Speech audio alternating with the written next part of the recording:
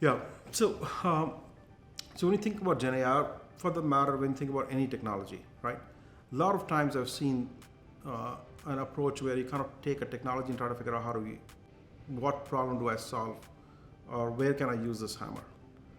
Uh, and sometimes that approach doesn't really work very well.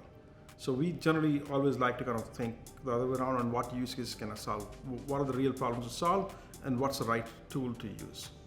Now we've kind of thought through those, so I'll talk to you about where we think the GenAI can be useful, right?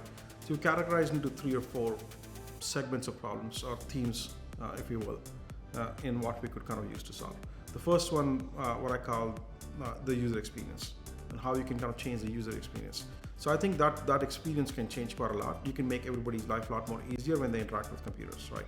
Today the screens are complex. I'll give you simple examples, like when you go to search in some places, there are 15 fields listed there, you figure out what to put and where, right?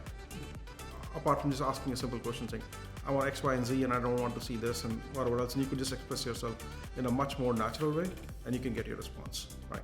So that's kind of part of the enhanced user experience. So we're doing a bunch of work around how do we take all our UX and how do we make the user experience a lot better.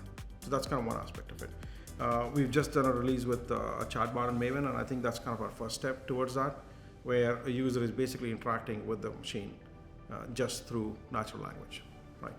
That's the first set of it. The second thing we are kind of looking at it is from how do we use GenAI to accelerate stuff which used to take 6 months? How do we make it 3 months? How do we make it 1 month, right? The things where GenAI can help is, simple examples, interface mapping. A lot of our effort is spent between system to system integrations.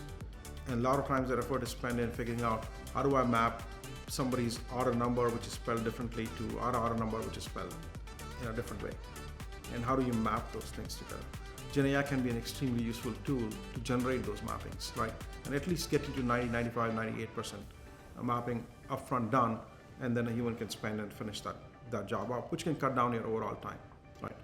That's kind of one example. System configurations, few other things we can kind of use it for. So you're looking at all of those areas.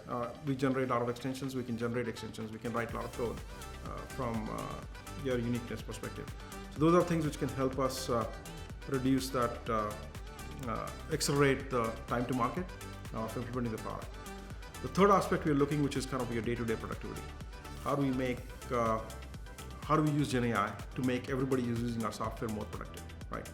From simple things like when you in a call center, when you take a call, how do you, instead of the CSR writing the notes in the end and spending whatever 5-6 minutes and missing some things or everything else, is how can we kind of understand the call and just summarize it for her? How do we make that a lot more easier? Now these are all kind of small productivity gains strewn all across the place, but collectively put together, they can amount to be pretty big things, right? And last but not least is we're looking at overall, how can GenAI help us understand data better? Now, I talked about supply chain and data. There's a lot of data involved in supply chain and a lot of complex data. And if you understand all your data well, you can possibly find those answers. But sometimes it gets very complicated to understand every relationship between those data elements.